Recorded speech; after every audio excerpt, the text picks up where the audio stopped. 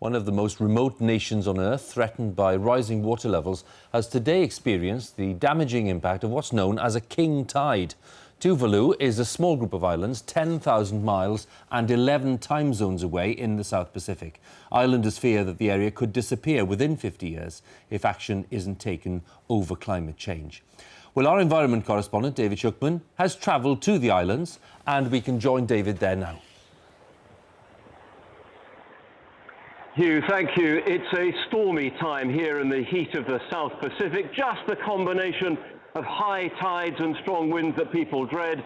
Because Tuvalu is so low in the water, it really does run the risk of becoming the first country to fall victim to the way our climate is now changing. Incredibly beautiful, but incredibly vulnerable. The fragile strips of green that make up this country only just break the surface of the ocean. But for how much longer?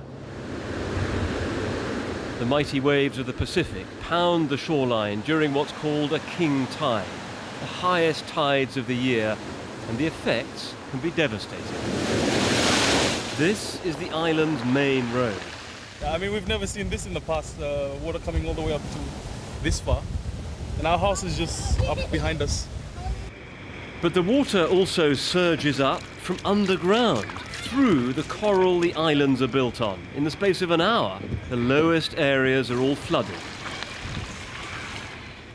Everyone feels the impact. This priest steps carefully through the waters on his way to conduct a funeral. The higher the king tides get, the harder it is to keep things going here. So can you grow anything here? No. Because it's too salty? Yeah, too salty. Okay. The seawater is poisoning the soil and people are nervous.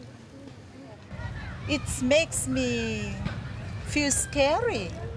So what will happen to us in 10 years' time? This isn't like other floods that I've covered with a single catastrophic event. Instead, it's a creeping process with this seawater flowing up into the heart of these islands and slowly, but effectively, killing them off. The water bubbles up in tiny streams, and everywhere you look, it just lies on the surface. And the problem is getting worse. At the harbour, the rising swell is monitored by an Australian system. The measurements go back 15 years. And at the local Met Office, they say the king tides are getting higher, a trend forecast to continue.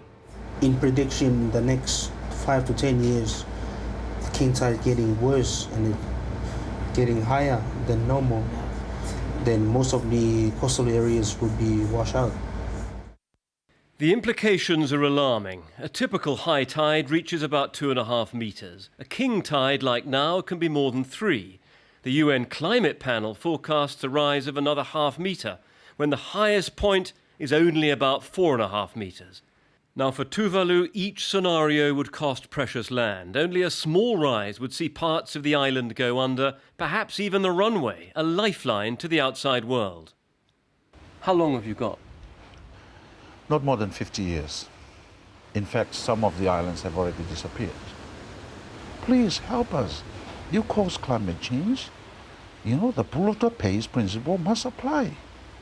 You must set up a global fund to which these islands can come and tap into to build their resilience, to build their capacity, their education, technology, and all that, and restore what the damage has been done.